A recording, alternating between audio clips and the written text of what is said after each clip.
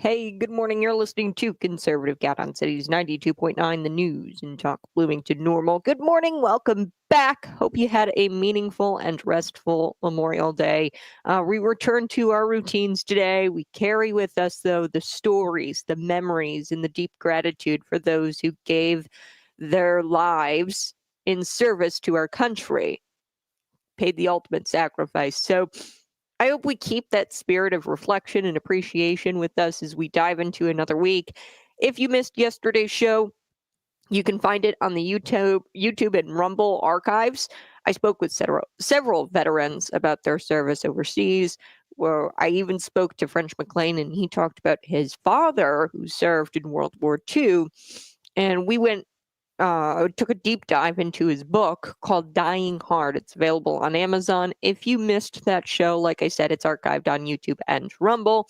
You're tuned in to Conservative Cat only on Cities 92.9. It's real, it's honest, and it's local. We're going to get into it. Supreme Court of the United States, they just were asked to look at Illinois' post-elections ballot counts. So you know how in the state of Illinois, it's law where you can count ballots up to 14 days after an election is held? Yeah, the Supreme Court has been asked to decide in this challenge to the Illinois post-election statute. So we're going to get to that because that is going to have real life consequences. This is going to be huge if the Supreme Court of the United States, they're set to deliberate on this today. They're either going to relist it for further conference, the Supreme Court of the United States, which essentially means we're going to put this on the back burner.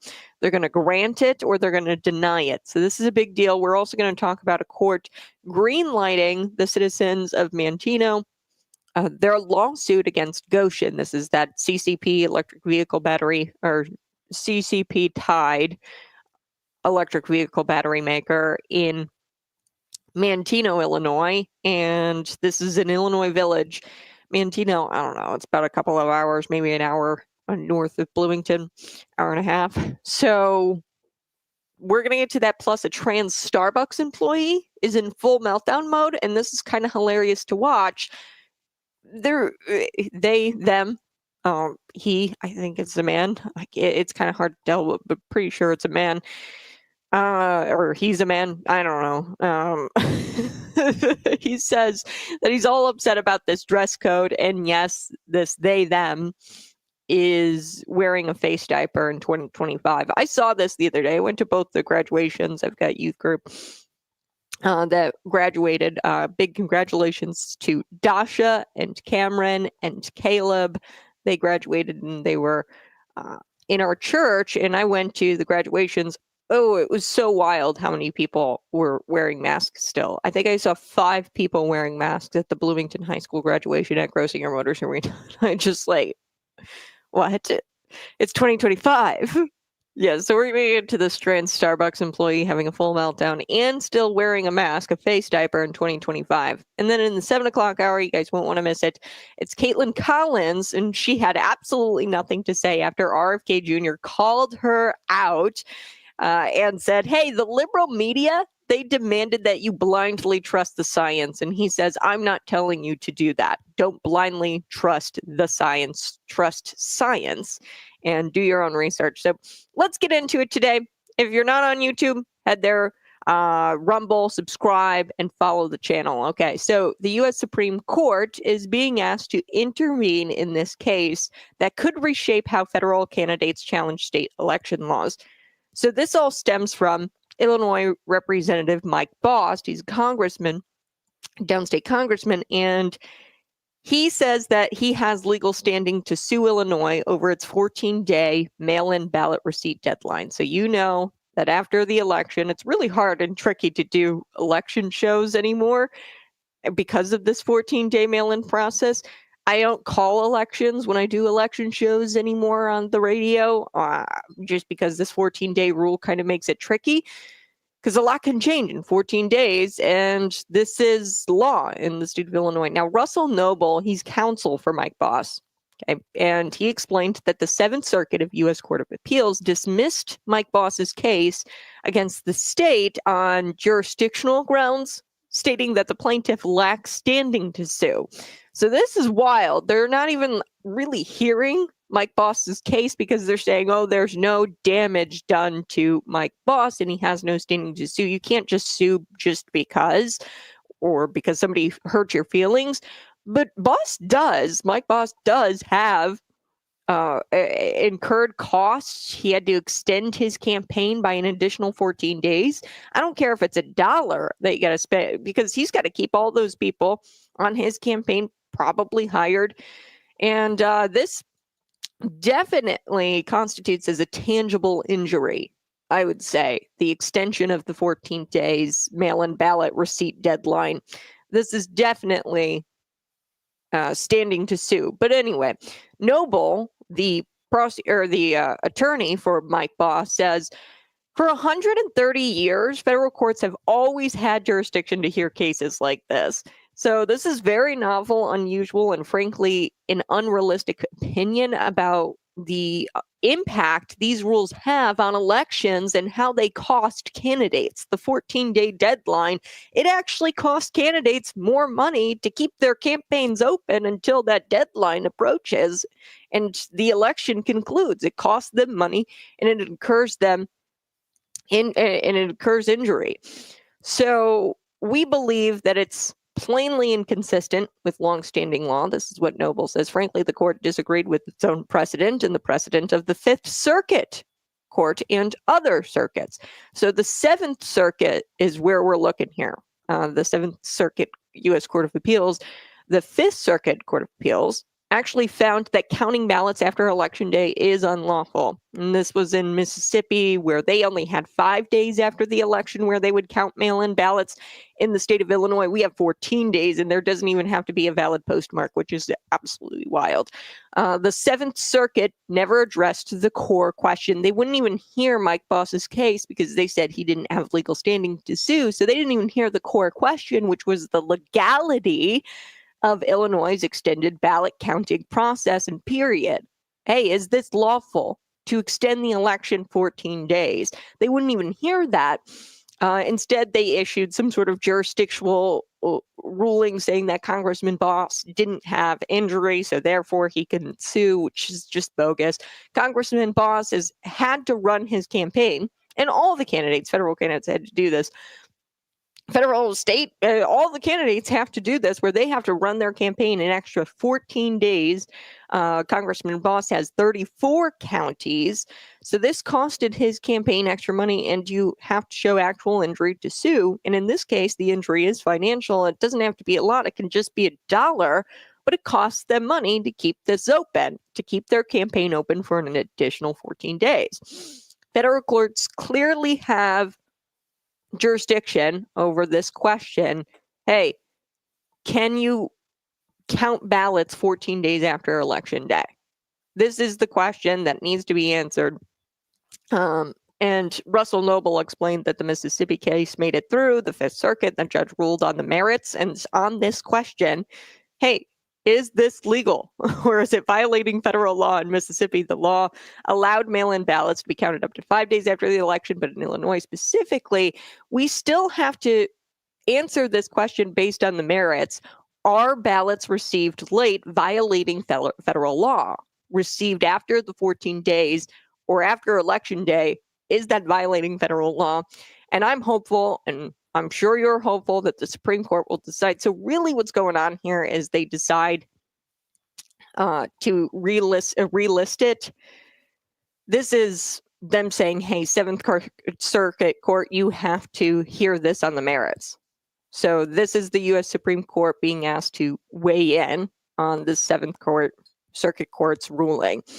Carol Davis, an election integrity advocate, she said it's frustrating because conservatives are repeatedly denied in standing court, while those on the left always have standing to sue, and it appears that conservative candidates never have standing to sue.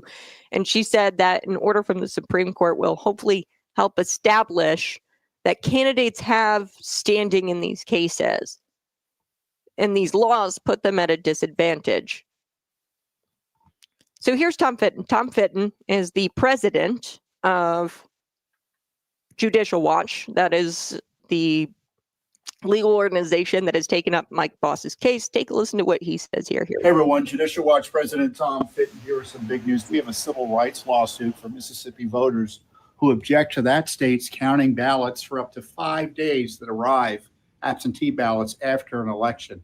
Federal law allows for an election day, not an election week. We also have a lawsuit in Illinois where they count ballots that arrive for up to 14 days after an election, even without a valid postmark. I tell you, counting ballots after election day is a great way to invite fraud. It undermines confidence in the elections. Plus, it's downright illegal. There you have it. And I've got to shift gears here. I want to talk about another court case. We're digging into the local news today, into Illinois news. The court, they allowed this lawsuit to go to possibly go to trial. They have Gotion and the village of Manteno 45 days to respond. This all stems from this case, concerned citizens of Manteno against Gotion, the electric vehicle battery maker, ties to the Chinese Communist Party. And the village of Manteno, they're cited as the defendants in this case. Now, the plaintiffs, Amanda Piker, and she is also the co-founder of Concerned Citizens of Manteno. She spoke with me, and according to her, the judge dismissed 3 claims. There were 10 overall, but the judge kept 7 of their claims against the village of Manteno and Gotion. But there were 3 claims that were dismissed, and a lot of that was spot and contract zoning, but it allowed for more substantial, according to Amanda Piker, allegations. The court, the judge, including the improper rezoning, they abruptly rezoned this thing. It was a Kmart. It was zoned like manufacturing or something like that, and they had to rezone it really abruptly in order for Gotion to go into this warehouse. It was rezoned into heavy industrial. And then they're allowing allegations of safety issues to proceed. In this case, the citizens of Manteno against Gotion. This is a huge win, according to Piker, leading voice of the opposition movement. This is quoted in the Center Square, quote, "Everything we need is moving forward." And we've been saying all along that what's happening isn't right. And now the court finally agrees with us. And they agreed that we can proceed to trial and possibly proceed to trial. Gotion has to respond. We're going to get to that story here in just a little bit. Find me on YouTube, Facebook, Twitter, and Rumble, and subscribe to the channel. I'll be right back. Hey, smash that like button, share this out with your friends. Yes, Gotion. So the citizens, they, of course, are alarmed by all of these chemicals at the facility. This is very dangerous stuff. Most of anything that comes from China is pretty dangerous. So, for example, I think a couple of weeks ago, I was talking about the warehouse and the solar panels on top of the warehouses, which kind of split on. And I don't know about you. What do you think? The warehouses and the solar panels, I kind of like that the solar panels aren't eating up precious farmland and that we aren't selling our farmland to these solar panels and to the Chinese Communist Party to have them buy up our land, our precious farmland here in the state of Illinois, but rather we're going to have them on top of solar panels or on top of warehouses. But also, we all know the danger of solar panels. If we put them on top of warehouses, they start a fire. We saw this at Olympia. I mean, can I go on? Olympia, Augustana College. There was a Farmington farm. There were multiple farms just this past month, a couple of months ago, where now the media is caught on. By the way, they don't report them as solar panel fires. They say a fire started underneath the solar panel. This media is so disingenuous. It just pisses me off. So the citizens are alarmed by the chemicals that they're using to make these electric vehicles, specifically NMP. So this is considered the most dangerous chemical by the citizens of Manteno. And she questioned the qualifications of the village staff because they are acting as both. And here is where it gets really shady really quick. Now, I've covered this story before. We've talked about Tim Nugent, and this should be the biggest story of my lifetime, your lifetime. But because so much time has passed, nobody is going to raise an eyebrow at this, and it just bothers me because, had we printed this like the right or conservatives had, they printed this about Tim Nugent and just went off speculation and didn't wait for the actual documentation. Had we just printed it, then he would maybe see some sort of consequence. But Tim Nugent, he was the mayor. He's no longer the mayor. He was voted out. But this is really, really shocking. He sold a lot of his farmland to or Gotion bought a lot of the family's farmland. Okay, so let me look into this. Okay, key county documents show Gotion acquired acres of farmland from the Nugent family for over $21 million. Okay, this is generational wealth we're talking about here. So this is pretty insane.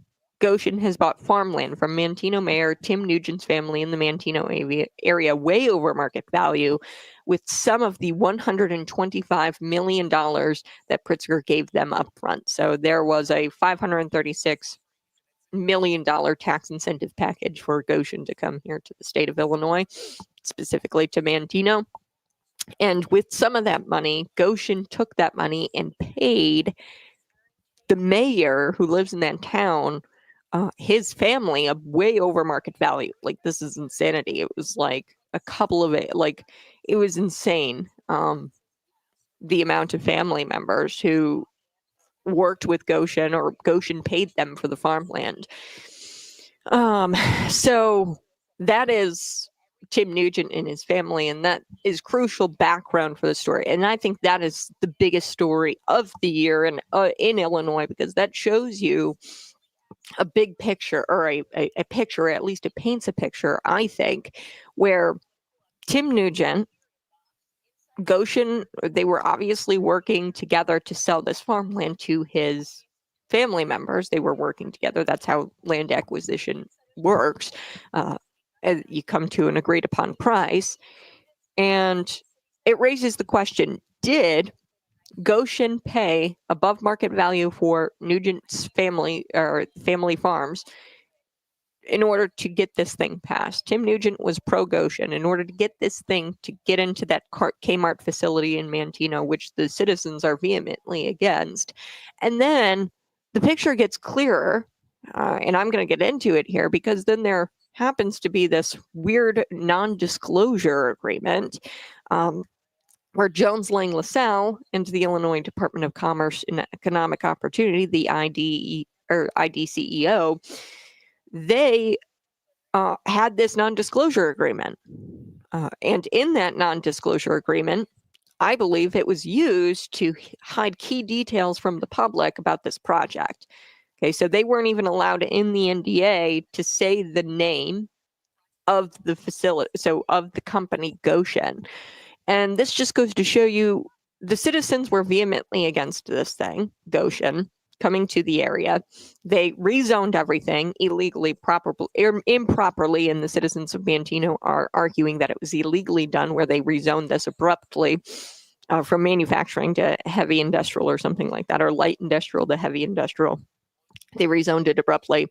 And then you've got this NDA where people were directed not to say the name of the battery maker, Gotion, like the actual name of Gotion. So that suggests to me that people were really trying to keep this out of the public eye in the beginning. And then you couple that with Tim Nugent's behavior, his family buying this for above market value, or Gotion buying the farmland for above market value, millions upon millions of dollars. And I'll have to put this in perspective for you. I'd have to look at the acreage, but it's a lot of farmland that was bought. And when you look at the comparisons, it's so above market value, it's not even funny. And that calls into question. So people were hiding this from the public. Then you have Tim Nugent, his family, working with Gotion, obviously, and selling their farmland at above market price, and Gotion paying above market price. It makes me believe, hey, did a conversation happen where Gotion approached the Nugent family? We will pay you above market price in order, if you pass this thing. if you push against the opposition, if you push against the citizens of Manteno.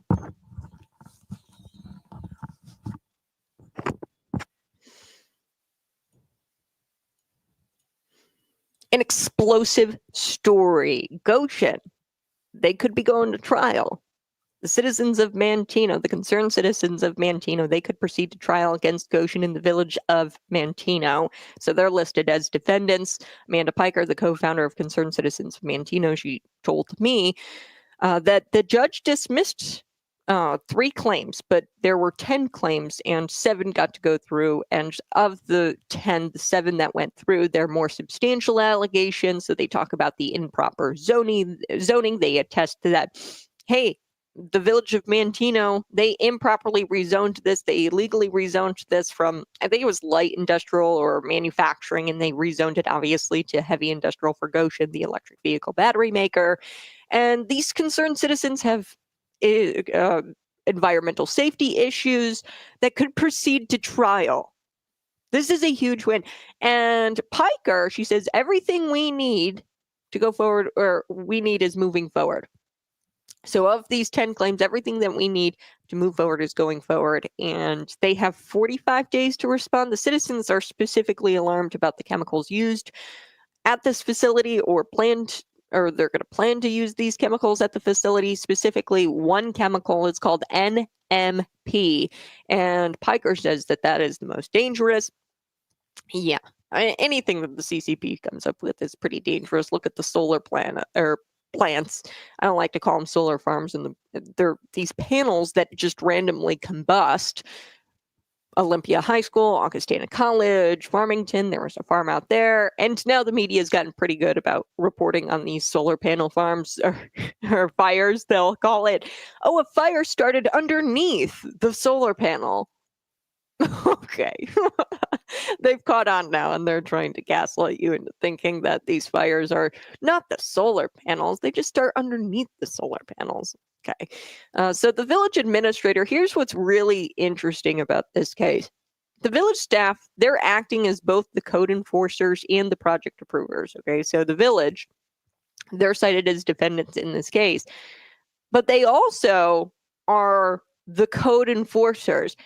So if Gotion is using dangerous chemicals like NMP, they approved this project to go to Gotion. It came to a vote, or go to this Kmart facility, this old Kmart facility in Manteno. They approved it.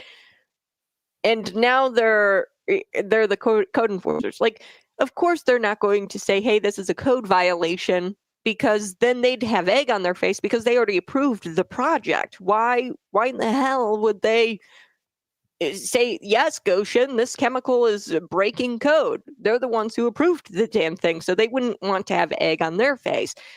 Piker added that the judge criticized the chemical review documents provided by the village. The judge basically said, hey, these are very basic review documents that you have on these chemicals. I think that the court will decide whether these chemicals are dangerous or not. You provided us very basic documents in court, and I'm just not going to let these stand. That's what the judge said. We're going to let this proceed to trial. You have 45 days to respond.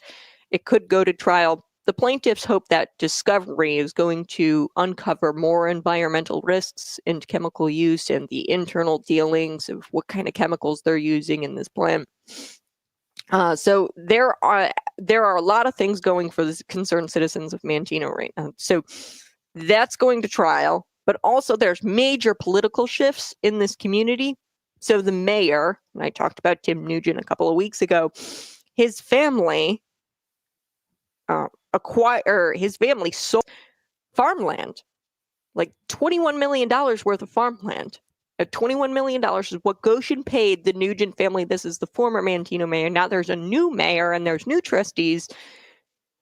And I got to take a quick break, but we're going to talk about the political shift in that village and what that means for the concerned citizens of Manteno.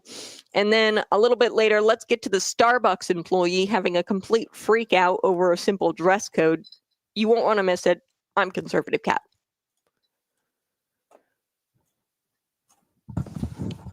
Hey, smash that like button, share this out with your friends. When we come back, we are going to finish up this story with Gotion. So there have been political shifts, like I said, in Manteno, where there's a new mayor in town, there's new trustees, but here's the rub. Even though there is a new shift, political shift, the pro-Gotion voting majority still is intact, okay, which means the project could advance because you've got these project approvers and the pro-Gotion voting majority is still there. But this signals the results of the previous election. 4 of the 5 local races in April of 2025 went to pro or anti-Gotion candidates. So this suggests, there's extreme voter support for getting rid of Gotion, for anti-Gotion. It shows you what the voter sentiment is there in that village. Now, what's really spicy, buckle in, because this gets super spicy really quick. There's an NDA, and Piker shared the NDA with me. She obtained it after months of seeking transparency, saying that it was used to hide key details of the project away from the citizens when this first started happening, when Gotion was first planned for Illinois. Now, this is a non-disclosure agreement signed by Jones Lang LaSalle. Now, this is like a real estate firm, the Illinois Department of Commerce and Economic Opportunity. Now, Piker believes that the Kankakee Economic Alliance, they were brought in under the NDA, although nobody officially signed it from there. And she believes that the village of Manteno, they were acting under this NDA as well, although they didn't officially sign this NDA. They were just acting under it. Now, she shared emails with me where the village administrator wouldn't mention the company by name, and that's what's laid out in the NDA, the non-disclosure agreement. And no one was supposed to say this company's name. So this is what's really shocking to me. Here we go. In a 2023 email, the village administrator, Chris LaCook, I don't know, Chris LaRook. Okay, so he was sending an email to the now former mayor, Tim Nugent, and he referred to Gotion as the as the battery manufacturer. Also in that same email, he informed Nugent that a reporter had called him from, I think it was Crane, Chicago Business. There was a reporter reached out to Chris, the village administrator, and he refused to use the companies by name, but he had said this, quote, "I did not reveal who the manufacturer was. He stated the name on his own. I think the word is getting out."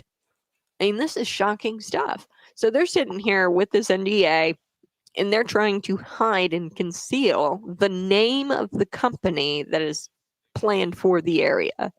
Your village administrators are really working under an NDA they didn't sign. I mean, it's shocking in itself that the DCEO and this real estate company signed an NDA saying that, hey, don't say the name of the company. But you also have the Kankakee economics. How deep does this thing go? Into what lengths did they try to hide the name of the company from the people, from the public in which this project was planned? This is an area, this is a community that has to deal with this, and you guys are acting like, oh, we're just going to hide the name of the company and we're going to put this thing in without ever revealing the name of the company in the beginning. And they said, I think the word is getting out. What? This is shocking. So JLL, they were working on behalf of Gotion. It's a real estate company, so they were probably trying to figure out where Gotion could go in Manteno. And this old Kmart facility is what they landed on. And Gotion's $536 million tax incentive package from the DCEO is one of the largest in state history, by the way. So we're going to wrap that story up, but I also want to get to the Starbucks employee because you guys are going to laugh. You're going to die laughing at this individual because this individual mentally ill. I was at the Bloomington High School graduation. So many people had face tape. This is what you have to look forward to. We are going to get to this. Many Starbucks workers, you guys know, are on strike because they are refusing to dress in uniform, which is just silliness. It's not even that bad of a uniform. From what I hear, it's like a black shirt and dark blue jeans. That's not even really a uniform. I could see maybe if there was a polo, like a disgusting looking polo. And to be honest with you, like, just go work somewhere that doesn't require you to wear a uniform if it makes you that upset. If it makes you that upset and you're this all upset about this, then just go work somewhere that doesn't make you upset. I mean, this is a free country. You can go work for literally any other coffee shop. And I just, yeah, this is mentally unstable. Wearing a mask in 2025, that is complete insanity. So we're going to get to that. And then we are going to get to this. CNN Kaitlan Collins, completely obliterated by RFK Jr. RFK Jr. stumped her when he said that, hey, we should, I don't know, do our own research when it comes to medicating ourselves, when it comes to medical advice, like be skeptical of authority. And she did not like that. So we're going to get to the CNN reporter here shortly.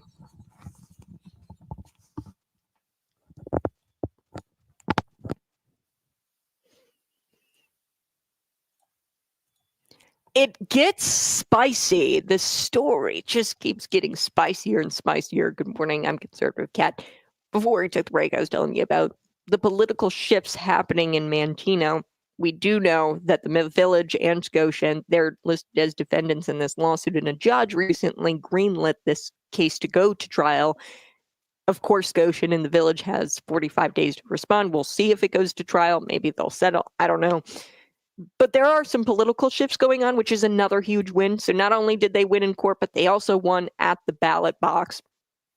Amanda Piker, she's the co-founder of Concerned Citizens of Manteno. She said that a lot of anti-Gotion candidates won this past local election. So that would have been April 2025. So 4 out of the 5 local races, all anti-Gotion candidates got in. So this signals a lot of voter support for the anti-Gotion, and it just goes to show you the sentiment in that community. People don't want this thing. Okay, so there is a pro-Gotion voting majority still in power there. So that means that the project could still advance. So the political shifts, not a total win. It is a big win, but it's not a victory, I should say. So it gets spicy here. Here's where it gets really spicy, the story. Amanda Piker, she shared with me a non-disclosure agreement she obtained after months of seeking transparency. And she believes that this non-disclosure agreement was used to hide key details of the project, of the Gotion project, from the public. Here's how creepy this is.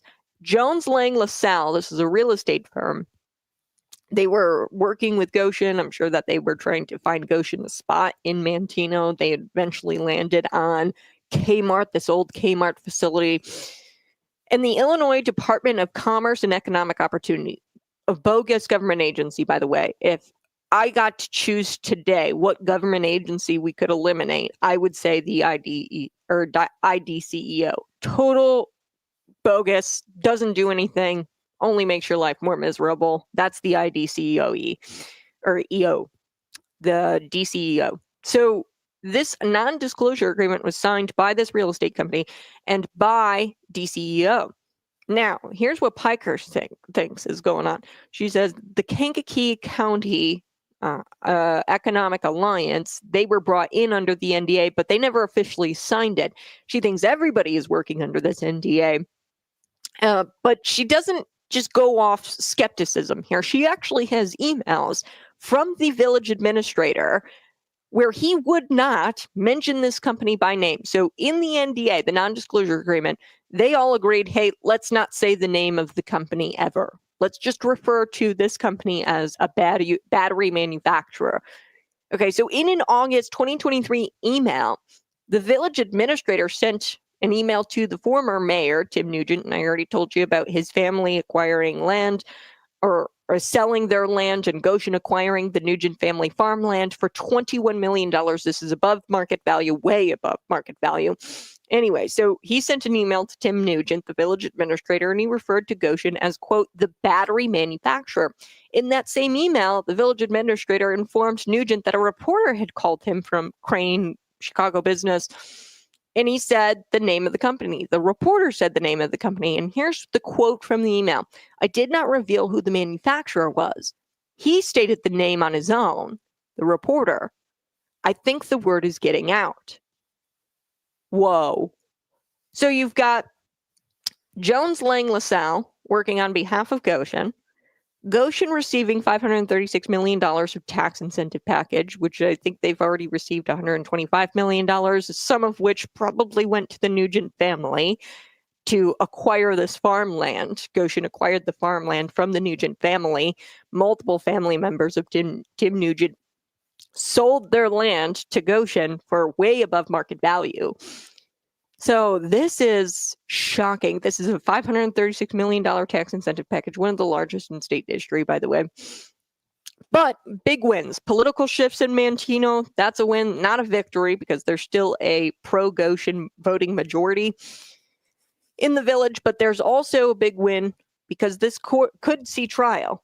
They've got 45 days to respond to Gotion in the village. All right, let's shift gears. Let's talk about the Starbucks workers going on strike because they are refusing to dress in uniform. I call that a personal problem. Like, if you don't like it, then go work somewhere else. Like, I just don't get why you're screaming. Take a listen to this. This is a meltdown from a trans employee, of course. They, them are the pronouns, in case you cared. And yes, they, them is wearing a mask in 2025. Here we go. And my coworkers are out on strike in protest of the company's recent illegal unilateral change to the dress code, which is extremely costly for partners, makes them vulnerable to discipline. The company is emboldened right now by this current political situation to break the law without consequence. There are real issues that affect Starbucks workers every day.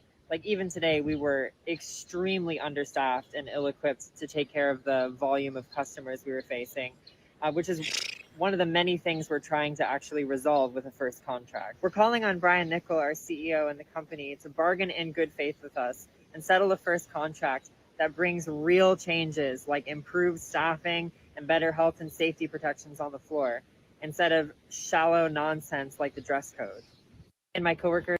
Okay, shallow nonsense. You admit that it's shallow nonsense, but anyway, just make my coffee. Shut up, make the coffee. It's not that deep. Literally every hospitality job in history has a dress code. This is nothing new. And the sooner that they realizes that, and I'm going to use their pronouns, they realizes that, the better off they'll be.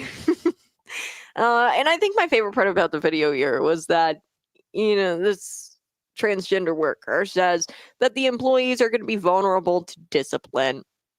Like, following basic dress code is just an impossible task, and they're inevitably going to be disciplined because following this basic dress code, which is very basic, by the way. I think you get like blue jeans, you can wear dark blue jeans, or like black slacks, and you got to wear like a black shirt, just a regular t-shirt. I mean, it's just like, this is not rocket science. How entitled have you got to be to make a public scene over something so dumb? There are people literally dying and starving in third world countries, and this is the hill you're going to die on. Pathetic, absolutely pathetic. There are kids in other countries who don't have clothes and would love to wear a black t-shirt and some slacks. Give me a break. Did I hear that right? Did he just claim that Starbucks is emboldened to break the law right now because of the current political climate? He actually said this in the clip, that Starbucks is emboldened to break the law. Okay, enforcing the dress code is not breaking the law, number one. Number two, surely you're not saying that this is Donald Trump's fault. I think that we've actually got a Starbucks employee implying that the dress code is Donald Trump's fault some way, somehow. This is pretty comical. And yes, understaffed. Being a waitress, I've worked in the food industry. Being chronically understaffed is something that has been a thing since the beginning of time. The food industry is just understaffed. I assure you, restaurants, coffee shops have been short-staffed, and that's nothing new. And calling this a first world problem is an understatement, by the way. This is definitely a first world problem. And even by his own admission, they's own admission, I don't know, I can't keep up with the pronouns, don't get upset with me. But he even says, oh, this is shallow nonsense. Yeah, it is. So why are you crying about it? And you would but what do you expect? What do you expect from an individual like this? I expect nothing less. And a face diaper in 2025. Yeah, that's what he's wearing. It was kind of hard to hear the audio because he's got the face diaper on. I do want to shift gears. Actually, we are going to get to this here next. Kaitlan Collins completely has nothing to say. Shut down, obliterated by RFK Jr. He called out the liberal media for demanding that you trust the science blindly. Blindly. And he called them out and said, hey, liberal media, you said that people should trust the science blindly. I'm saying the exact opposite. You need to be skeptical and you need to do your own research.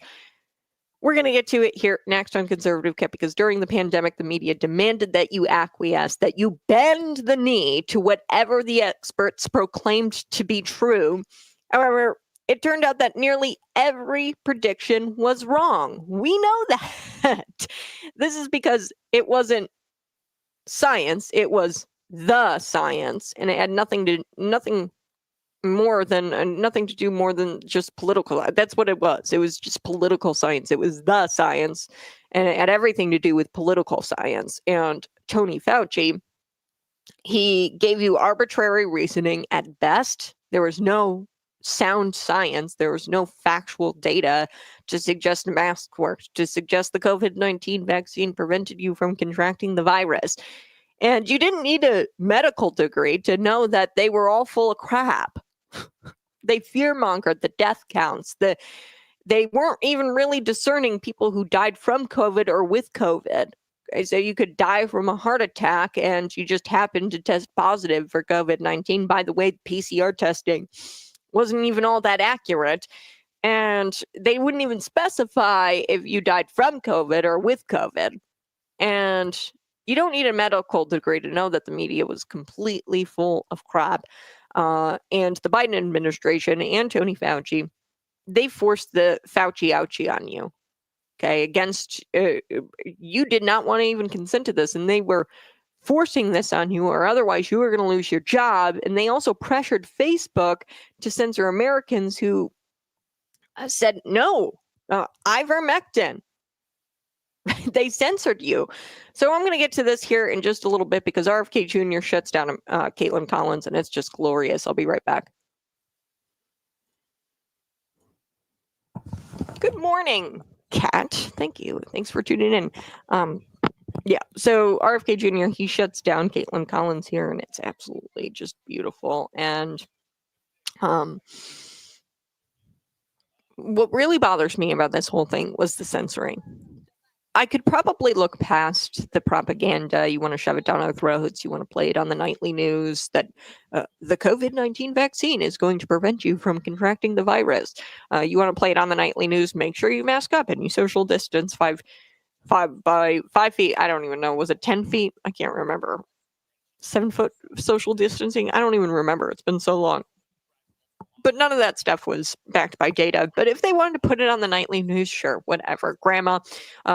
The only people who are liberals are the they, thems, these radical gender individuals. And then you've also got grandma who sits in front of CNN all day. Like, that's really the only people who are liberal.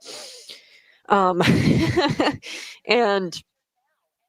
then you've got the nightly news, but a whole other thing to try to censor the actual public discourse that's going on social media. So this should be seen as the town square. We live in 2025. Social media is the town square. And when you have people censoring the town square and the public discourse, that's where I started to get really peeved off, because there were people out there who were saying things that actually worked and was backed by science, like ivermectin, monoclonal antibodies, all that. And Facebook was pressured by the own admission of the Facebook guy, Mark Zuckerberg. He said that he was pressured into censoring Americans in their fight to pursue the politically correct narrative. They were pressured to do that by the Biden administration because they wanted a politically correct narrative out there. And none of that was science, but it was the science. Okay, follow the science that we deem to be true and correct and accurate, despite it not being true, correct, and accurate. So CNN, Kaitlan Collins, she tried to stump RFK Jr. by claiming that he told the public not to trust medical advice, and his response was better than anyone could ever imagine. Oh, let me know in the comments section, what was the worst thing about COVID for you? Like, what was the one thing that really peeved you off? For me, it was the ivermectin. People saying that ivermectin was horse paste. That really peeved me off and you couldn't get it. So I was looking for antiviral medication for my dad who contracted COVID-19 at the time. It was impossible to get. CVS wouldn't fill it. Walgreens wouldn't fill it. And this is a very basic antiviral. It's not like there's huge side effects from it. It's not like you can really overdose on it. Like, I mean, you can, but I mean, it's not dangerous. It's not a super dangerous medication. Okay. It is prescribed, but it wasn't a super dangerous medication. So it's just a basic antiviral. And you couldn't even get something that's been around for decades, probably close to. I'll have to see how old ivermectin is. It's such an old medication.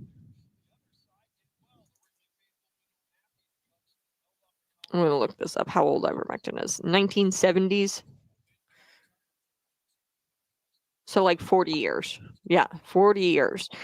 Ivermectin has been around. So a medication that's been on the market and been made available for 40 plus years, and you can get that at CVS or Walmart. That's what really made me upset. Now, it might have been the social distancing for you, or the face masks, or the vaccine injuries. But out of everything that happened in 2020, 2021 too, what made you the most mad about the COVID pandemic? For me, it was the censoring of Americans who tried to put out information about ivermectin, because, I mean, even taking this antiviral, people prescribe this antiviral, even if they're not exactly sure what you've got. If you've got some sort of viral infection, any kind of virus, they'll prescribe this all the time. They used to prescribe this all the time, but you couldn't even get it filled at a drugstore. I had to go to like some back alley family pharmacist to go get this drug.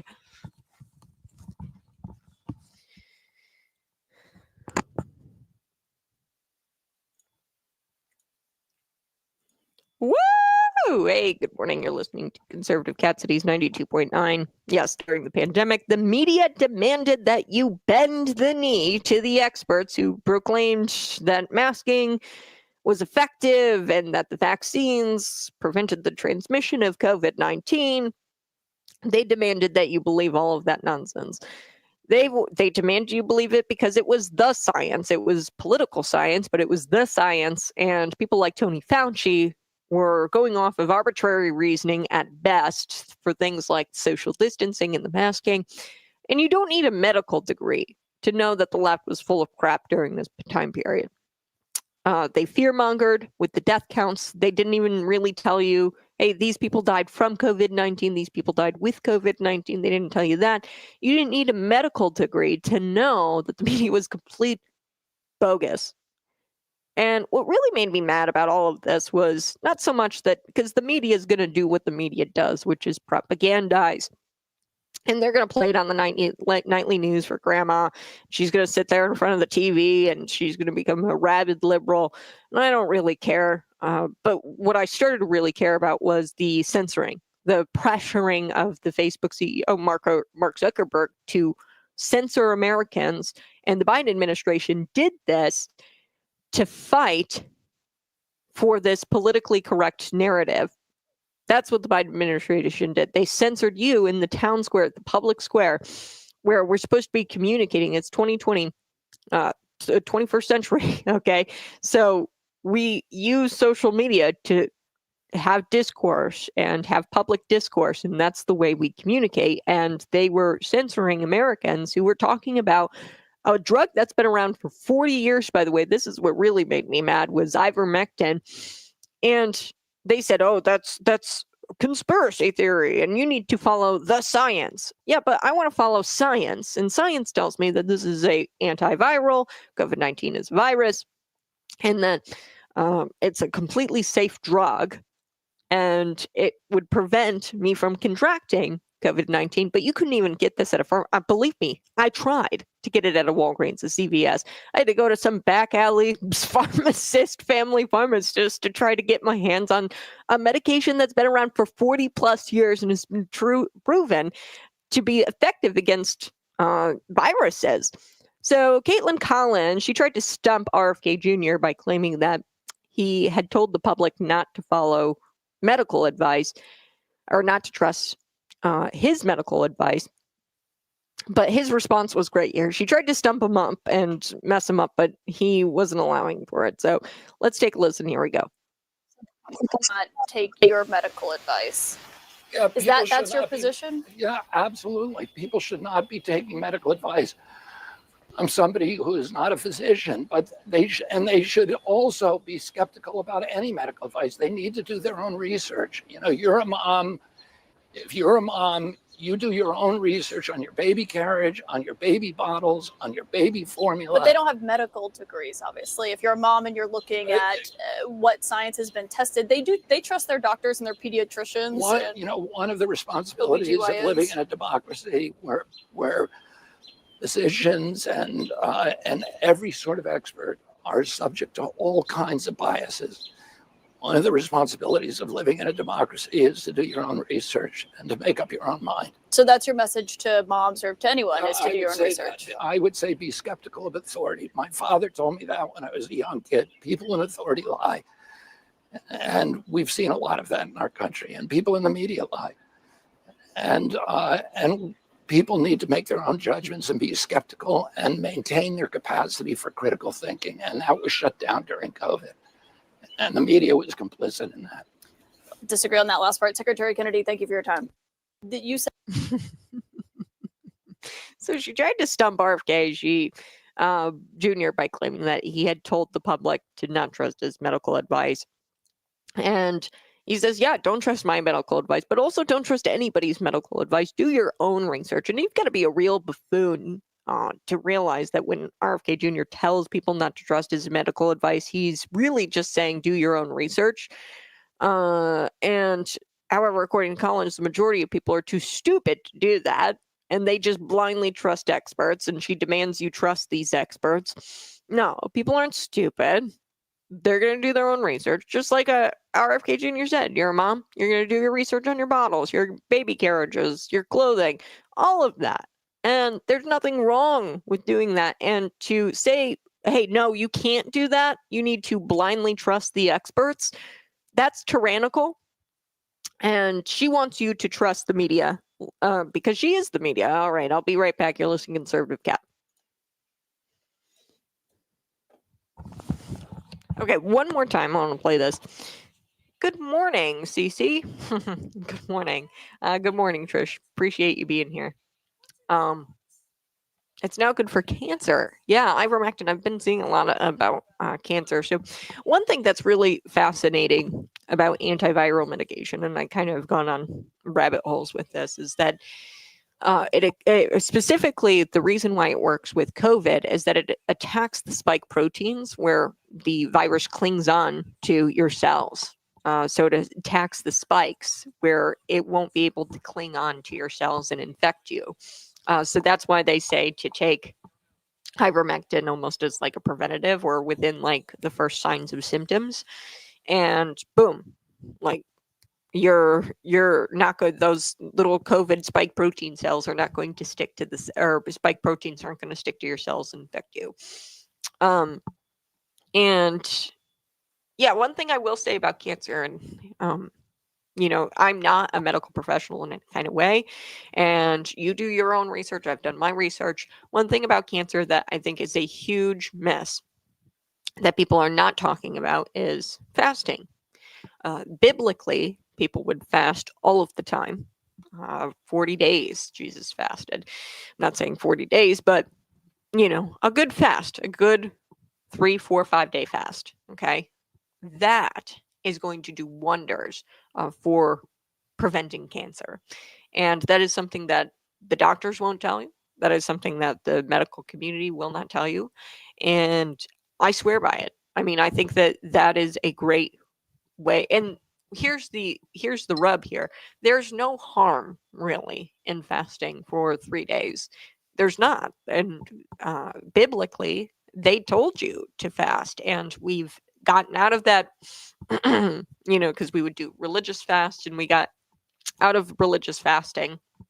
But really what it does, it cleanses. So fasting, and you'll know as soon as like you do a fast, if you haven't done one, I think that you should.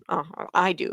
And you'll find out pretty quickly just how much of those nasty cells come out of your body during a fast. Not to be super graphic, but you'll see pretty quickly that, hey, these are nasty cells. There is worms in my gut. There are disgusting things that are going on.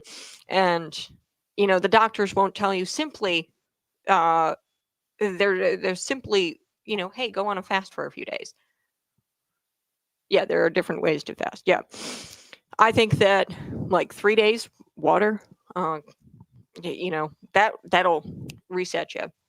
I think 3 days is when things start to really happen, in my opinion. Okay, I'm not a medical expert. Do not go out there and hurt yourself, and definitely consult physicians and your physician about this. And but I think that a lot of physicians and a lot of people in the medical community, they're sleeping on this. They're not telling you, hey, go on a fast. And like, if you just apply some common sense, then it makes sense. Like, apply some common sense to this principle where, okay, you're fasting and you're depriving your body of organisms where there can be a lot of like backup and nasty stuff that goes on in your gut. And then if you deprive your body of extra things, your body has to kind of cycle it all through. And just like common sense, if you apply a little bit of common sense, it tells you, hey, you probably should fast. And biblically, God tells us to do that. And there's a reason why. So the basic instructions before leaving Earth is what I call the Bible. If you follow it, it pretty much, you're going to have a pretty successful. I think that fasting is good. It's really hard. I'm not going to lie. It's not very easy. And there are different types of ways to fast. I would even say like a day or two is good, or 16 hours or something like that. Intermittent fasting. And doctors don't really talk about that at all. They'll put you on Ozempic before telling you to fast. And you're going to find that in intermittent fasting, if you look in some of these health communities, fitness communities, if you look into those chats or into that information, then you're going to find that like, oh, I lose weight when I intermittent fast. Oh, I lose weight when I fast. Yeah. But they won't tell you that, the medical community. All right, we're going to get to a few things. RFK Jr. talking, of course, with Kaitlan Collins, and she believes that you should trust these kinds of people. And I love this clip. This is of a montage of all the media. And like, anytime somebody says that you're crazy for thinking the media is manipulating us, show them this clip. You can prove that they're trying to propagandize you right here with this clip. Here we go. San Antonio's Jessica Headley. And I'm Ryan Wolf. Our greatest responsibility is to serve our Treasure Valley communities, the El Paso, Las Cruces communities, Eastern Iowa communities, Mid-Michigan communities. We are extremely proud of the quality, balanced journalism that CBS 4 News produces. But We are concerned about how irresponsible, one-sided news stories plaguing our country. The sharing of biased and false news has become all too common on social media. More alarming, some media outlets publish these same fake stories without checking facts first. The sharing of biased and false news has become all too common on social media. More alarming, some media simply aren't true without checking facts first. Unfortunately, some members. Okay, so I'm going to pause that there. Absolutely insane. These are all different clips, and this is just a montage of the media repeating the same exact verbiage. And people don't know why that is. I went to journalism school. I know why it is. They actually have something called a Bible. They refer to it as the Journalist Bible. And it's a big, fat, thick AP book. I'll have to try to find it. It might be around here somewhere. It's called the AP Style Book. And they refer to this as the Bible, and you have to use the language within it. And it's very George Orwellian. And I look back on it now, and I can't believe that I bought into that stuff. All right, we're back.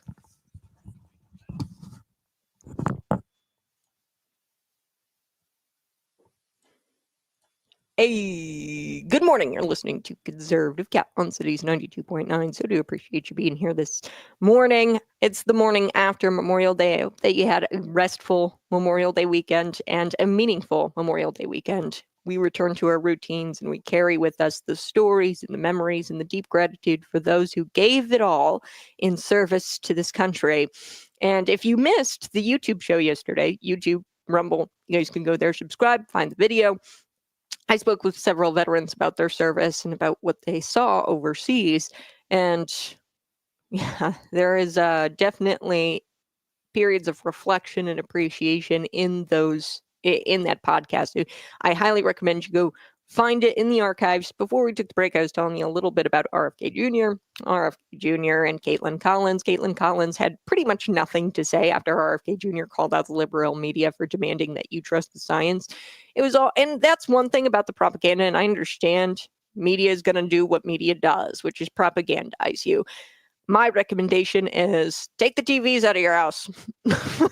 That's my recommendation. You want to stop being a liberal, take the TV out of your house, cancel your direct TV, stop listening to CNN. But that was one thing, okay, to have it on the media. Oh, make sure you mask, make sure you social distance. Although that was arbitrary reasoning at best, Fauci gave you for those things as to, why these things work. And it was just arbitrary reasoning. There was no facts, no data, no nothing. And you didn't need a medical degree to know that the media was just completely full of crap.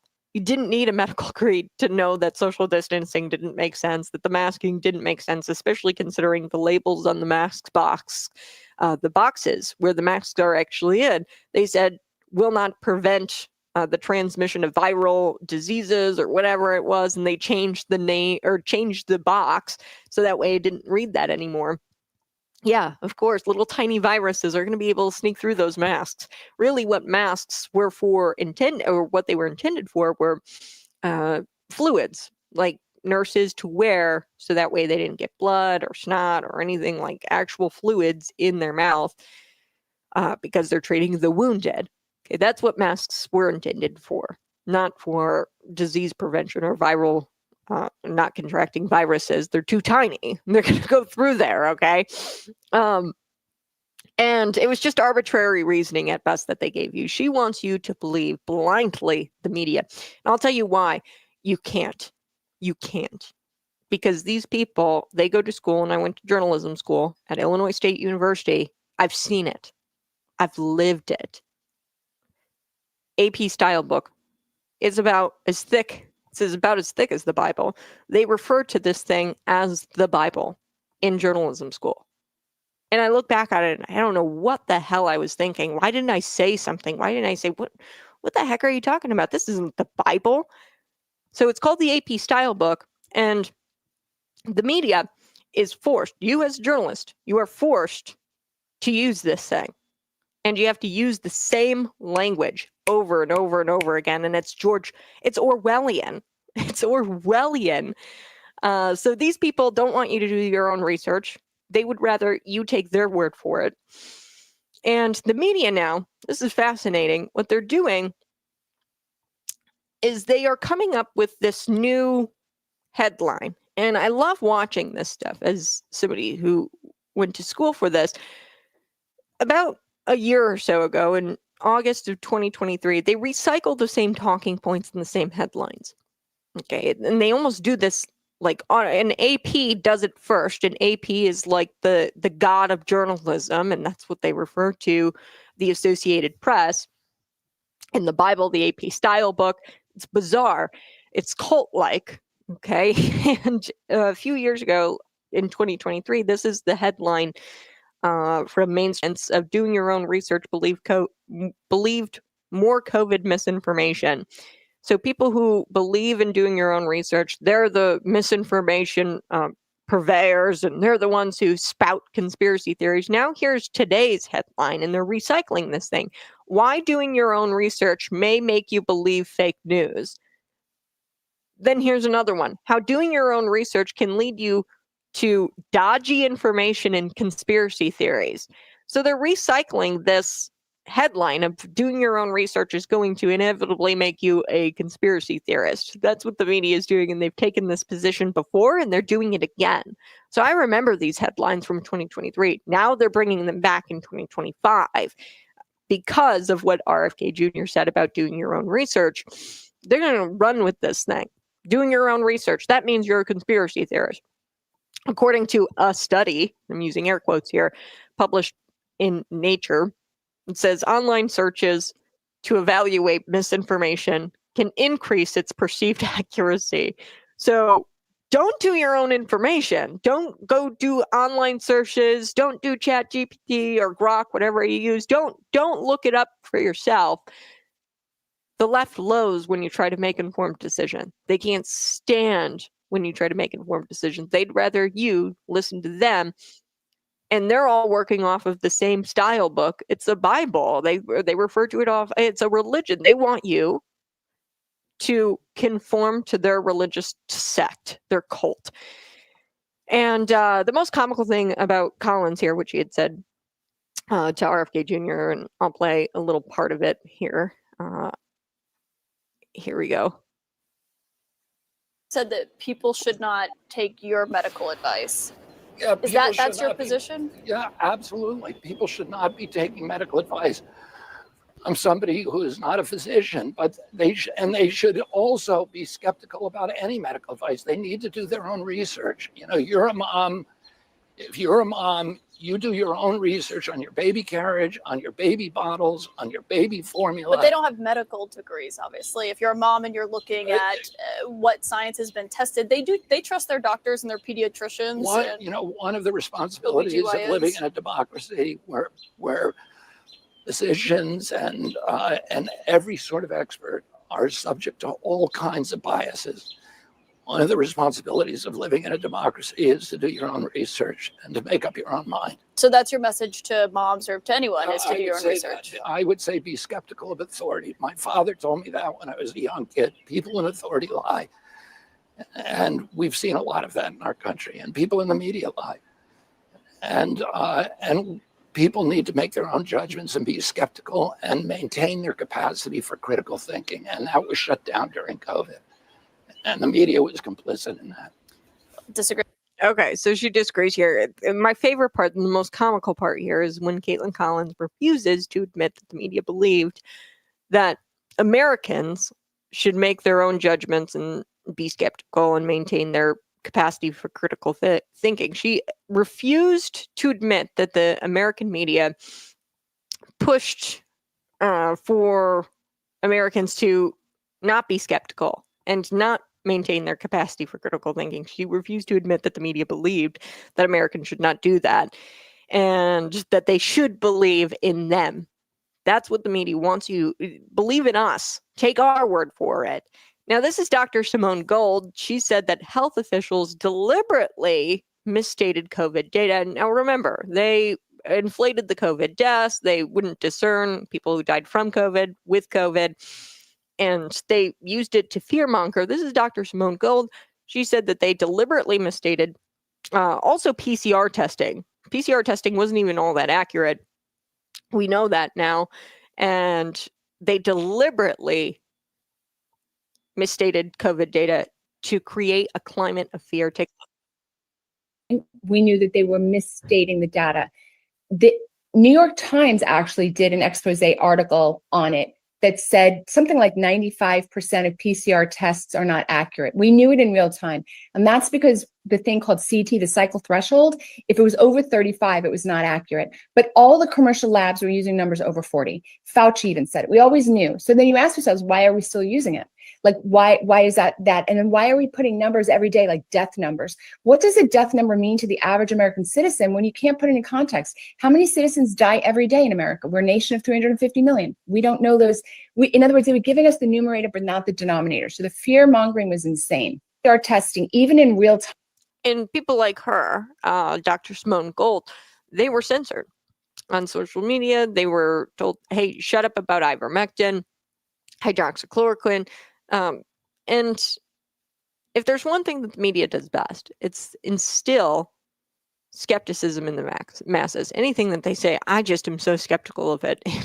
I have to spend weeks to figure out if it's correct or not, because they've just done such a great job, especially with COVID, and the way they reported on COVID.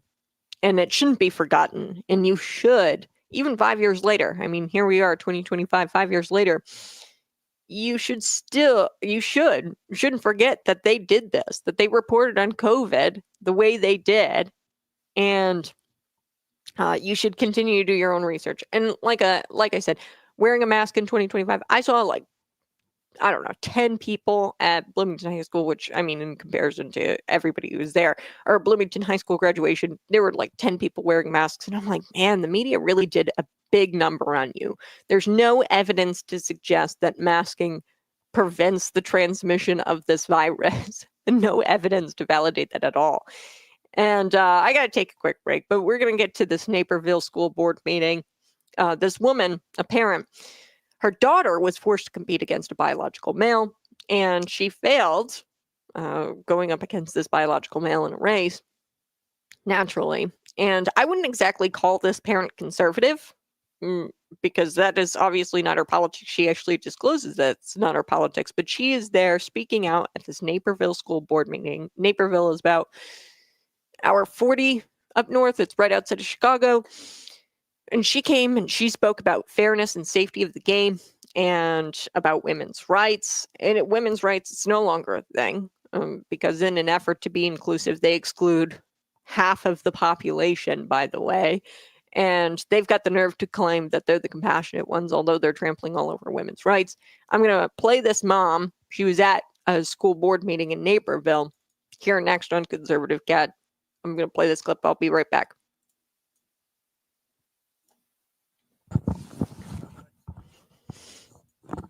Trump wore a mask. I know. Well, he, in comparison to everybody else, I mean, there was times where Donald Trump even joked, I'll never forget, where they were all up there with Deborah Birx, and Deborah Birx had said something about I had to stay home for multiple days. Although I didn't have a fever, I came into contact with somebody with COVID-19 and I wasn't experiencing symptoms, but I stayed home and stayed locked down for several days. And Donald Trump pretty much threw his hands up into the air and he goes, oh boy. And he was making fun of her. So yes, I wore a mask. I mean, I did. I bought into the hysteria, and I stopped wearing a mask probably around April, May of 2020. I would say it was earlier than that, right after January, in the beginning of January 2021. That's where I really started to stop using the mask. And what was interesting was that I kept contracting COVID when I was social distancing, when I was a full-blown liberal, folks. I mean, not full-blown. I mean, I always... in 2016, it was all about Donald Trump winning the election. But I worked for NPR. Okay. And I remember when I came into contact with COVID-19, I would social distance at my house. I would wear a mask. And eventually I woke up and I said, absolutely not. I'm not doing this anymore. And when I stopped doing the masking and social distancing and isolating myself from everybody, that's when I got better. It was incredible. My health improved tenfold. And I stopped wearing the mask. I think the mask was really what was making me sick all of the time, to be honest with you. So at the time I worked at Buffalo Wild Wings, and they weren't too happy about me dissenting, because they had requested that when I I walked in and I said, look, I'm not going to wear this thing anymore. It hurts my face and it's not good for my health. And I said, I'm not wearing this thing anymore. And they were like, okay, but like when people ask you, just tell them that like you have a health condition and that, just don't get other people to do it as well.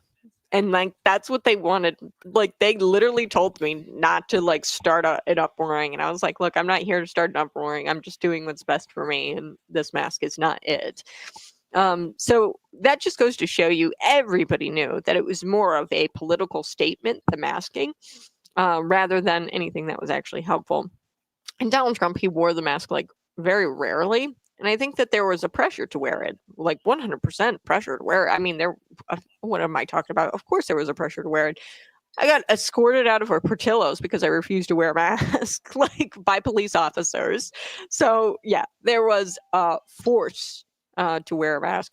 Talking about masks, I could never understand why people wore masks in their cars when they were all by themselves. Yeah, that was bizarre.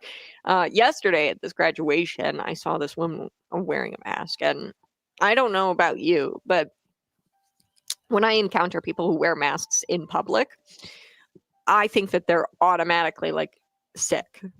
And like you've got to be like really, really sick in order to be out and about wearing a mask. Either, sick as far as mentally ill, or physically sick. And I run the other way. I go the other direction. I'm like, yeah, I don't want to risk the mental illness that is there or with this person, and I don't want to rub this person the wrong way because I might get clocked in the face. Let's see. Biblically, women can cover half face, but men cannot. Corinthians 11. I'll have to look that up.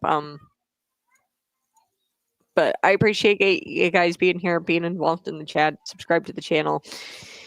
We are going to get to the Naperville School Board meeting.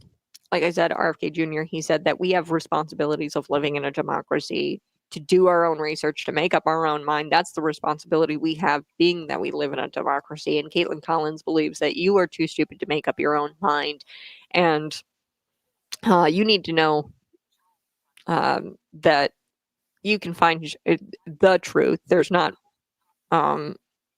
all kinds of truths in the media. And that's what's so confusing about the media. They'll say, live your authentic self, your truth, live out your truth and be your authentic self. But then they'll say like, oh, you can't like also do your own research, and like you can't do that, and you can't find your own truth, right? But they'll tell you to go find your own truth. Go find the truth yourself, because these people, the media, the mainstream, they have no interest in getting to the truth. Everybody knew that ivermectin worked. Everybody knew that hydroxychloroquine worked in monoclonal antibodies, but they wouldn't report on it. Now, when I get to this, I want to get to this. This is the left denying biological reality. They slander people who dare disagree with them, by the way. And they've destroyed women's sports, all under the guise of inclusivity. And that's something that's never going to be moral. So we're going to get to that. Smash that like button and subscribe to the channel. This mom spoke up at a Naperville school board meeting. This is right where I used to kind of live. I mean, Naperville was like 30, 40 minutes away from where I lived. I lived in a small little farm town. Naperville is kind of a place you'd go to have a fun night out. But it's right outside of Chicago. This mom, she's by no means a conservative, okay? And she admits this, okay, that she's not a conservative. Really what she's for is just fairness and safety in women's sports.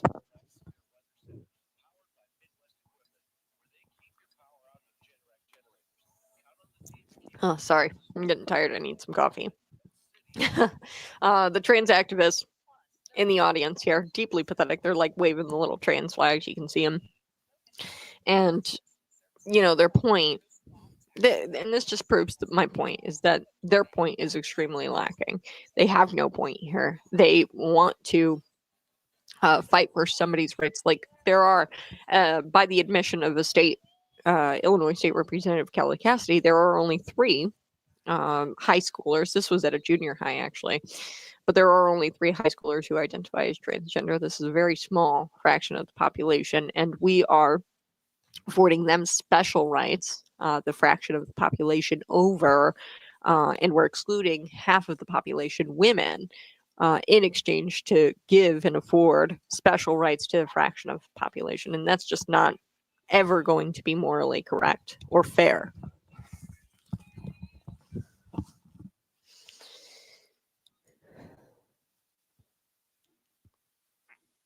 Good morning. Hey, you're listening to Conservative Cat on Cities 92.9, the news and talk Bloomington Normal. So I do appreciate you tuning in this morning. I want to get to Naperville school board meeting. Naperville, about an hour, right outside of Chicago. A mom spoke at this Naperville school board meeting, and this was after her daughter, of course, failed and was forced to compete against a male athlete. And he likely failed, by the way, at competing on the male team, the male track team. So this is why he most likely wanted to go to the female team. But take a listen to this mom here at the Naperville school board meeting. I'm going to start off by saying I am inclusive.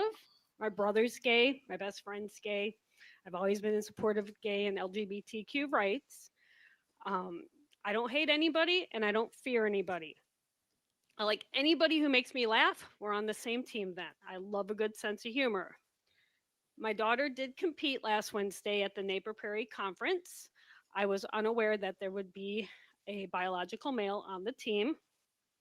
I watched my daughter and her friends work so hard over the course of this track season, and they were so excited to go.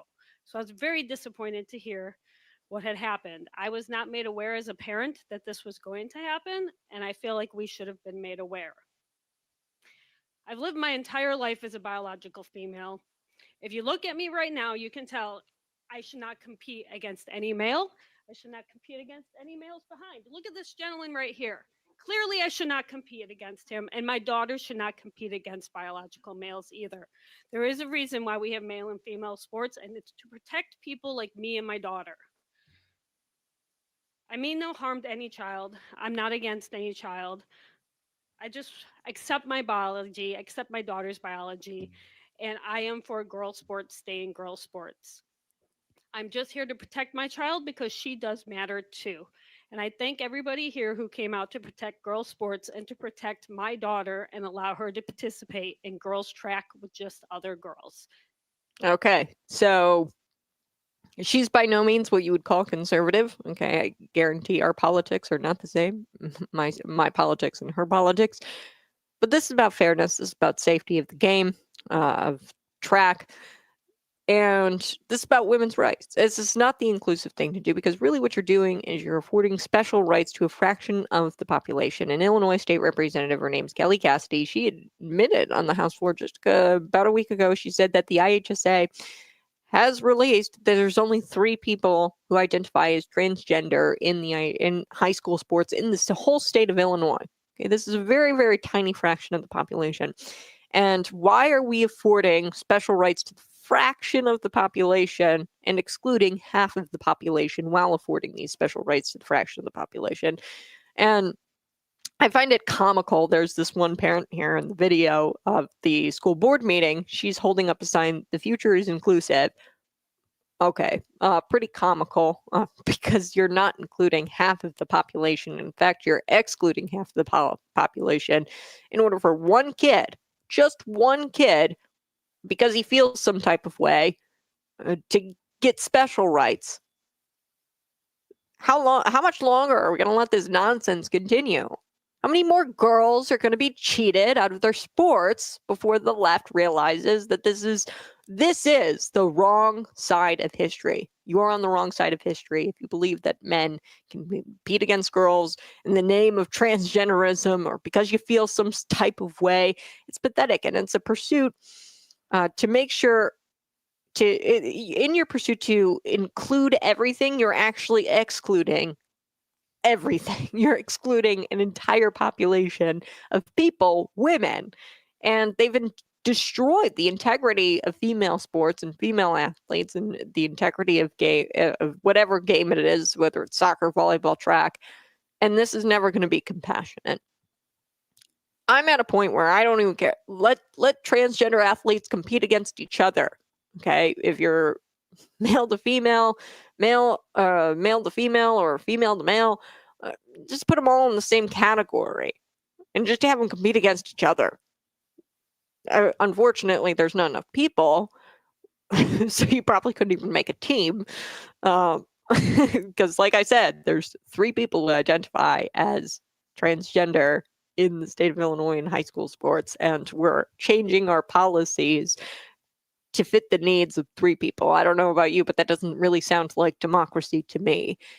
It's also pretty bizarre how this is almost exclusively males pretending to be females. I brought up a story last week about a female pretending to be male. She went into the locker room and started videotaping boys. That was odd, but most of the time, it's males pretending to be female when it comes to sports, rather than the other way around. And why do you think that is? Why do you think that is? Nevertheless, trans women, you're always going to be males biologically, and that's a fact that the left is just never going to be able to sit with.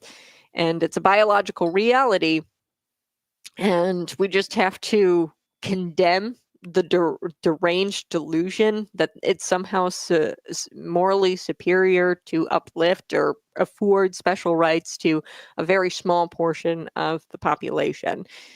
And although there has been national efforts to stop this sort of nonsense, we can probably expect this sort of stuff to continue here in the state of Illinois. This is Naperville, and you're just going to have to expect more of the same on this one as long as you live in Illinois, because I don't see it changing anytime soon.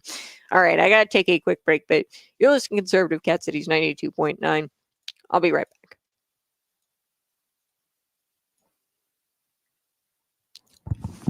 All right, smash that like button, share this out with your friends. Yeah, she's including Satan. So, this mom here, I'm assuming she's a mother. In this clip, you'll see the future is inclusive. Yeah. And you're just going to include multiple, or you're going to include morally immoral ideologies. That's what she's doing. I got to take a quick break. Smash that like button, subscribe to the channel. I'll be right back in just a couple of minutes.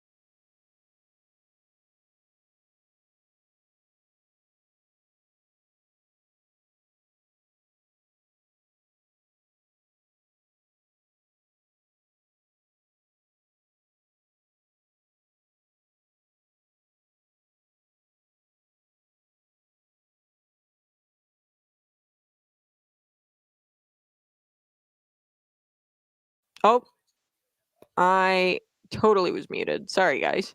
I lost shiz. Muted there for a quick second. Be sure to subscribe to the channel. Sorry about that. I've been talking about coyotes. We're going to just do it for the radio friends here on the other side. Anyway, so stick around, subscribe to the channel, and we are going to be talking about coyote overpopulation, and specifically in California, but I'd imagine the same is true for Illinois. Now, I haven't heard from hunters or from people, but maybe you're dealing with a coyote issue. If that's the case, send me a text, 309-451-9299. Here we go.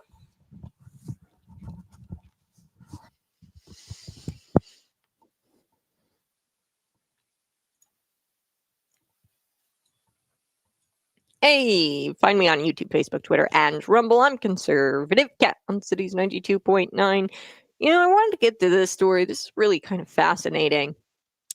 Coyotes. Coyote problem. I don't know if you have one. I don't have one. I don't know. There was a dead rabbit in my yard. I'm thinking that a coyote might have gotten into him. But maybe it's a problem for you. These are opportunistic feeders, and they are becoming more brazen. In California specifically, I do want to talk about how Illinois is just a few years behind California. So we might not have a coyote problem right now in the Midwest or in Illinois specifically, but you better bet that we will here in just a few short years, because we're like, I don't know, 4 or 5 years behind California when it comes to restrictions and bans on hunting these animals. So we just passed this, I think, a couple legislative sessions ago, where in the state of Illinois, you can't do these hunting contests anymore, or for prizes and things like that, or monetary prizes, and we put bans on these contests. And I don't think that's really good for the overpopulation aspect of this. So it's not unheard of to hear your pet dying or there being a tragic death of one pets to these animals, to coyotes. And it usually happens and there's a fight that goes down. Now, fortunately, this stray pup is okay, but this is a news story that I just found, and this is shocking. This is shocking. A news story where this dog, he's a German Shepherd Labrador mix, and he was caught on Ring doorbell camera, like a Ring doorbell type looking camera, and he fought this coyote, or a pack of coyotes, several coyotes for an hour almost. This was a very suspenseful video, according to the New York Post. Home security footage in California, Bray, California, showed 5 ravenous coyotes sulking towards this unsuspecting 1-year-old stray, a Labrador Retriever German Shepherd mix. Very pretty dog. Now named Duke. In the early hours earlier this month. So in May, early May, this happened. So the pack surrounded this floppy-eared little pup. He looks like a little gangly pup, and they were all nipping at his heels in the security video. And he definitely had some strong instincts. This pup eventually, had his back against like the shrubs, and he was, kind of circulated by these scavengers, and he eventually got himself out of that situation. Here's the homeowner of the video who caught that, like this all happened on her surveillance video. So she said, quote, "He knew how to protect himself and fight them off, and it was like instinctual, and kind of he got backed into a corner, into this little area.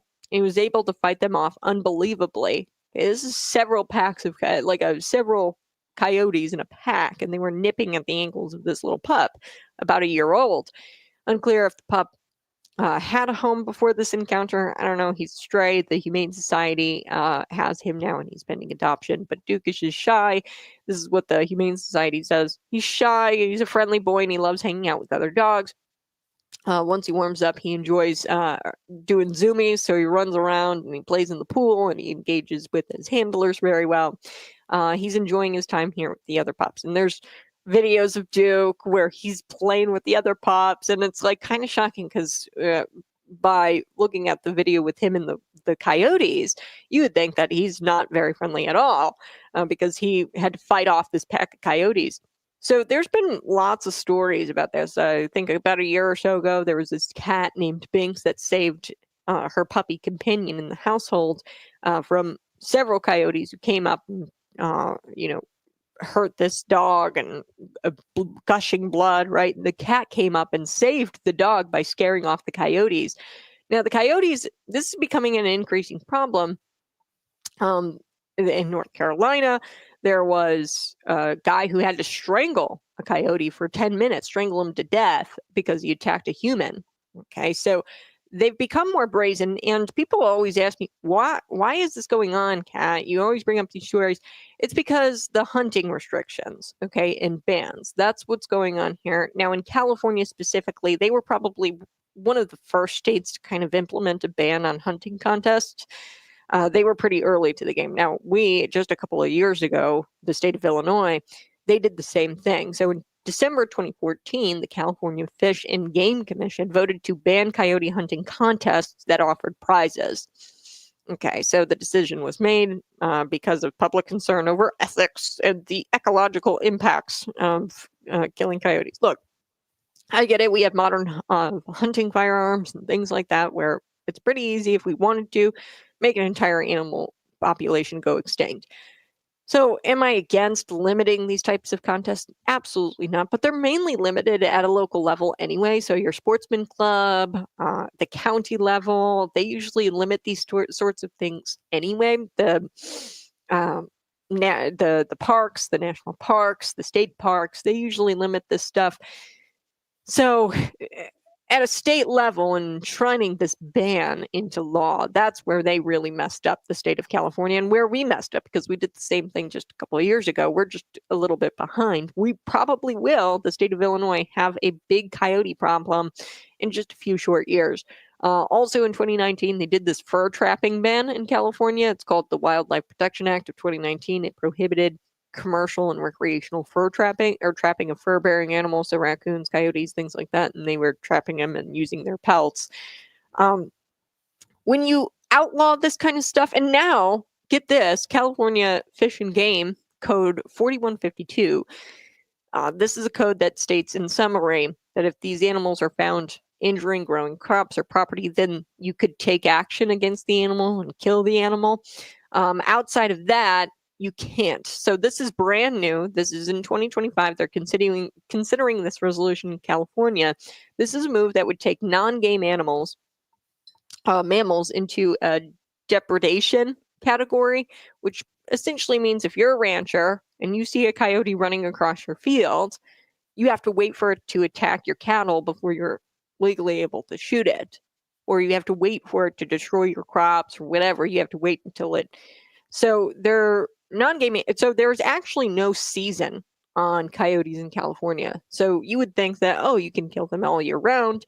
Why is there an overpopulation? Because of all of these restrictions and bans. Like I said, in 2014, there's no incentive because there's no rewards or prizes to depopulate this animal population. There's also this fur trapping. You're getting rid of a lot of this and restricting the way you hunt these animals. And it's just an unbelievably bad idea. They've got another way to restrict this where, okay, we won't put a season on it, but you have to be under attack or the coyote has to be ruining your crops or something in order for you to shoot it. I mean, this is just absolutely ridiculous. And we're probably going to see it here in the state of Illinois. And we're about 4 or 5 years off of California.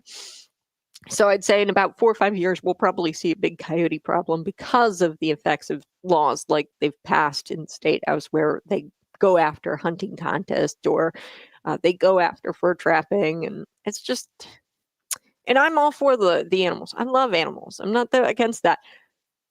But we can't have an overpopulation because now our pets and people are being attacked. And this is all a consequence of liberal ideology where they believe that animals are more important than humans. You know, that's really what it comes down to. And This is the consequences of that legislation just playing itself out. It took about 5 years for it to play itself out, 10 years for it to play out, for them to overpopulate. All right, I got to take a quick break. You're listening to Conservative Cat Cities 92.9. We'll be right back.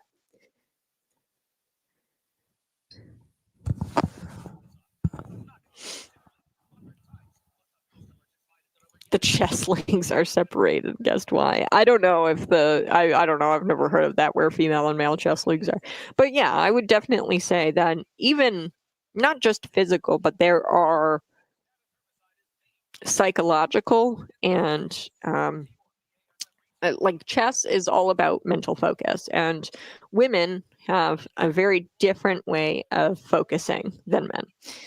Men are one-track mind, very focused, and they can complete a task once it's given to them. Okay, and chess is typically one-track mind. You got to complete a task at hand, and women naturally are designed for multitasking, where their brain goes boom, boom, boom, boom, boom, boom, boom, boom, and you think about 7 different things within the span of a minute.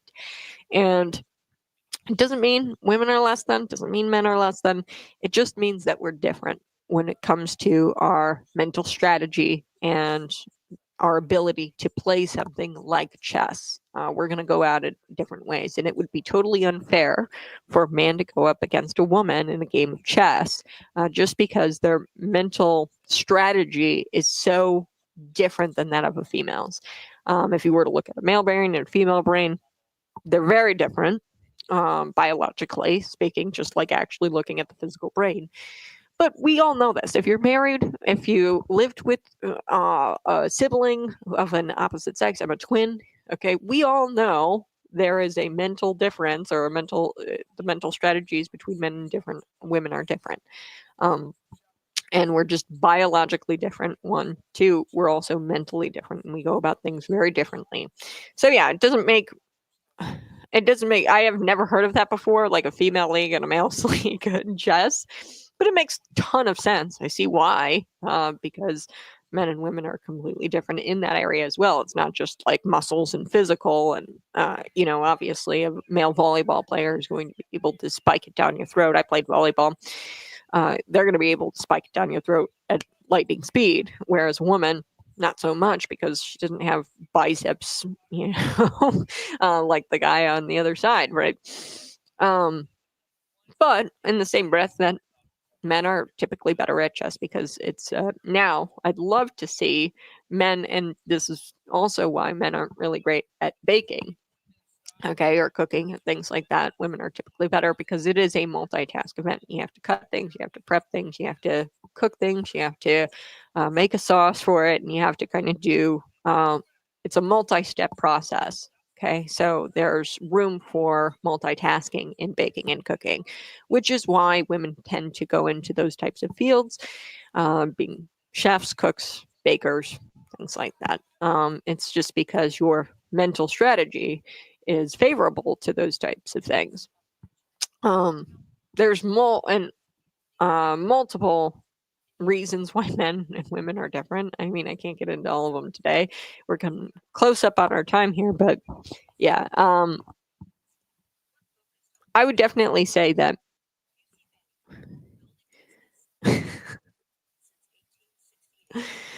superior. Okay, I don't know. I mean, we're not equal. I would definitely say that. I would say that women and men are very different, and we should play into our strengths rather than deny them. So yeah, we're pray for Duke. Yeah, we got to pray for Duke. Poor little Duke. Hang on, I'll play the clip here. Hold on.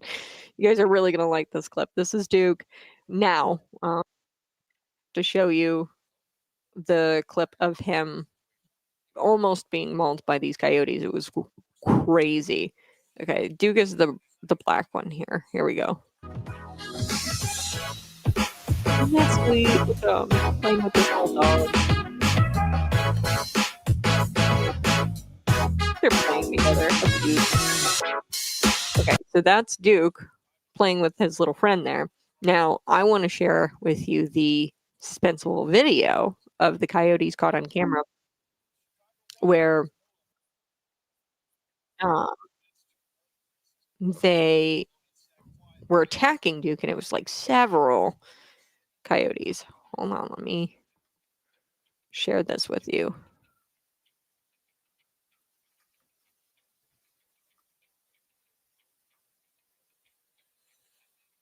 Look at that.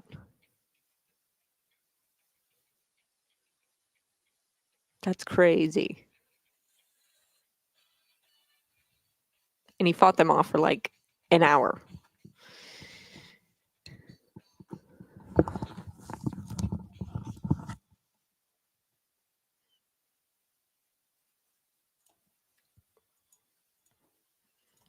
Good morning. It's the day after Memorial Day. I appreciate you being here. Welcome back.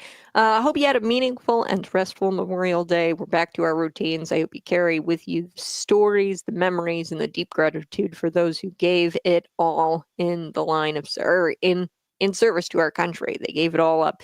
The ultimate sacrifice. And I hope you continue to reflect and appreciate as we dive into yet another week. If you missed yesterday's show, Memorial Day special edition of Conservative Cat, I interviewed a lot of veterans. We talked about World War II vet. Really, it just struck a chord with me, this story about French McLean's dad and how he was a prisoner of war during World War II.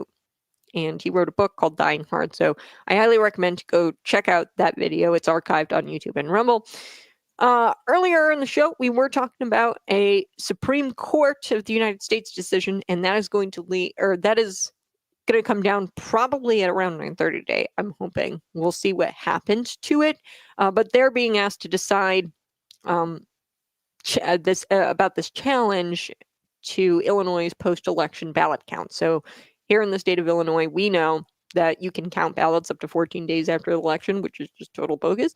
The Fifth Circuit Court of Appeals, they actually said that it's unlawful to do such a thing. And this was in Mississippi, where they said, hey, 5 days after the election, it's unlawful. I can't imagine what the Seventh Circuit Court, if they were, not dumb, and they actually ruled on the merits of this thing, but they dismissed this case, and now it's with the Supreme Court. It went all the way up there, and they're either going to grant, deny, or relist for further concurrence. So that's before the Supreme Court, and the Seventh Circuit Court of Appeals, they dismissed this on judicial grounds or jurisdictional grounds, saying that Mike Boss, this is a case that stems from Illinois Congressman Mike Boss, where they said, hey, he doesn't have legal standing to sue in Illinois over its 14-day ballot receipt deadline. Because there's no injury, essentially. Like, you can't sue because of no reason, right? You've got to have some sort of injury. And Mike Boss, he ran a campaign for 14 extra days, by the way, in 34 counties. So obviously there's cost to his campaign, even if it is $1. His injury is obviously financial, but there is a huge impact to these candidates when you open up the election for 14 days after the election day. And the First Circuit, they believe that it's unlawful to do this sort of thing. So the Illinois case specifically needs to be heard on its merits. They need to answer this question, the Seventh Circuit Court of Appeals. Hey, are receiving ballots late, like 14 days after the election, violating federal law? And that's a question that the Supreme Court may or may not today force the Seventh Circuit Court to look at. He also talked about during the 6 o'clock hour, the court greenlighting. This judge greenlighted the concerned citizens' lawsuit against Gotion in the Illinois village of Manteno.